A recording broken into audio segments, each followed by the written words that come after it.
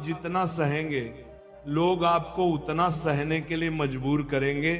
गीता का पहला अध्याय अर्जुन विषाद योग और दूसरा अध्याय सांख्य योग। इसके आरंभ में ही अर्जुन ने श्री कृष्ण के आगे अपना दुख प्रकट किया था।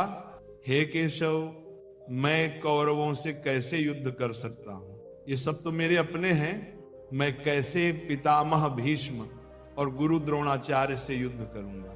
क्योंकि ये दोनों तो मेरे पूजनीय हैं, इसलिए इन्हें मारने से तो अच्छा है कि मैं भिक्षा मांगकर गुजारा करूं। और जिन कौरवों से मैं युद्ध करने जा रहा हूं वे सब धृतराष्ट्र के पुत्र मेरे भाई ही हैं, मेरे अपने हैं। इन सबको मारने से अच्छा यह है कि मैं सन्यासी बन जाऊं। तब श्री कृष्ण मुस्कुराए और बोले, यहां कौन अपना है और कौन पराया है? जो अधर्म करता है उसके साथ युद्ध करना ही धर्म है। तुम अपने मन के मोह को त्याग दो, नहीं तो सारा जग तुम्हारी निंदा करेगा, तुम्हें डरपोक कहेगा।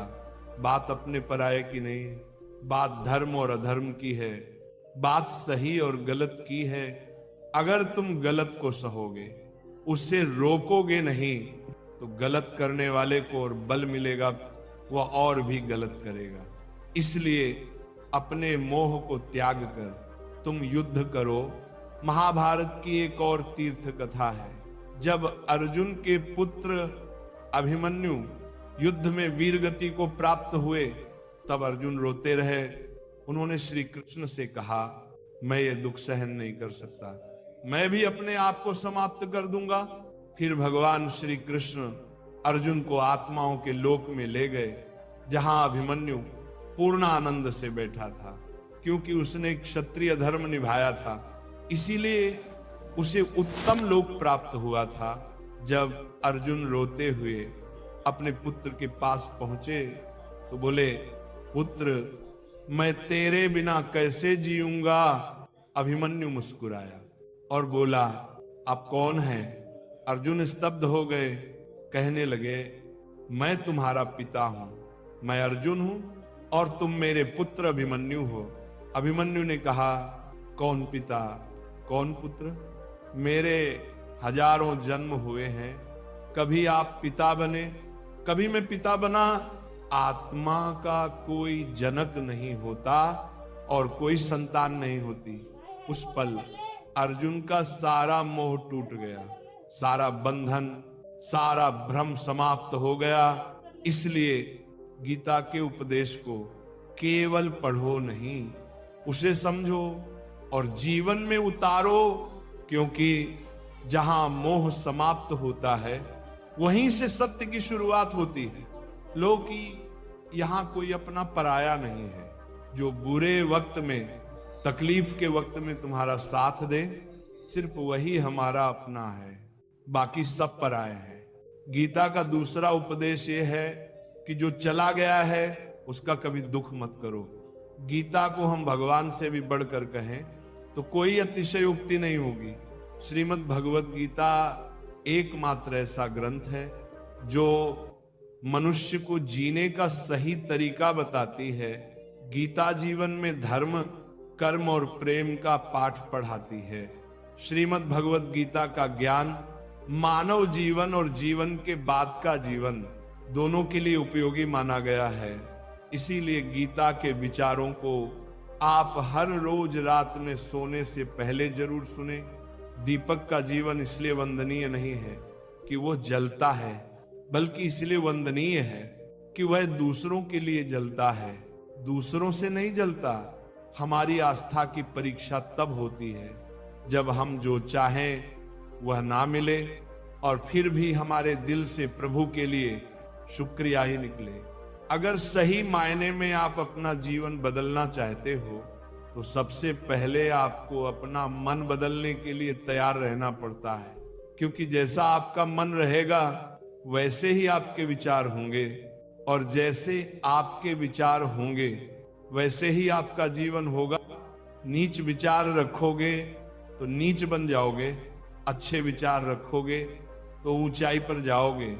विश्वास किसी पर इतना करो कि वह तुम्हारे साथ छल करते समय खुद को दोषी समझे, और प्रेम किसी से इतना करो कि उसके मन में सदैव तुम्हें खोने का डर बना रहे। भगवान श्री कृष्ण कहते हैं, व्यक्ति को सदैव बुराई से बचकर रहना चाहिए।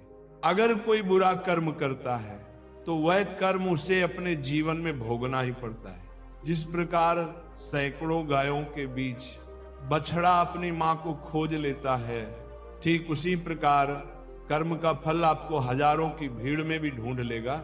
माधव कहते हैं, किसी जीव को कष्ट देकर आप मुझे खुश नहीं देख सकते।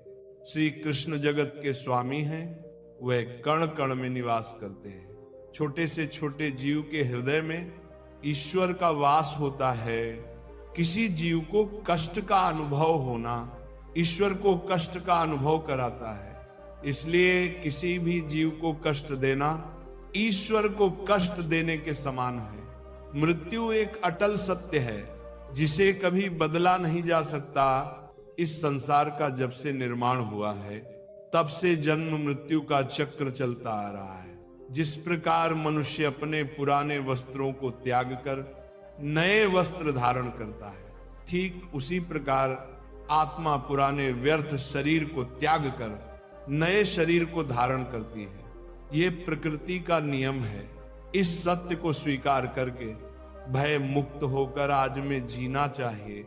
ज्ञानी व्यक्ति न तो मरने वाले का शोक करते हैं और ना ही उनका शोक करते हैं जो अभी जिंदा है, क्योंकि वे जानते हैं जो मर गया वह फिर से जन्म लेगा, और जो जिंदा है वह एक दिन जरूर मरेगा। केवल ज्ञान ही एक ऐसा अक्षय तत्व है जो कहीं भी किसी भी अवस्था में और किसी भी काल में मनुष्य का साथ नहीं छोड़ता। धरती पर जिस प्रकार मौसम में बदलाव आता है, ठीक उसी प्रकार जीवन में भी सुख दुख आता जाता रहता है। युद्ध हो या जीवन, सफलता केवल 3 शस्त्रों से प्राप्त होती है: धर्म, धैर्य और साहस। कोई भी मनुष्य जन्म से नहीं बल्कि अपने कर्मों से महान बनता है। कुछ पाना है तो खुद पर भरोसा कीजिए, क्योंकि सहारे कितने भी सच्चे और अच्छे हों, साथ छोड़ ही जाते हैं। मित्र गरीब है या अमीर मायने नहीं रखता, बल्कि वह आपके बुरे समय में आपका साथ कितना देता है ये मायने रखता है। धर्म चाहे जो भी हो, अच्छे इंसान बनो।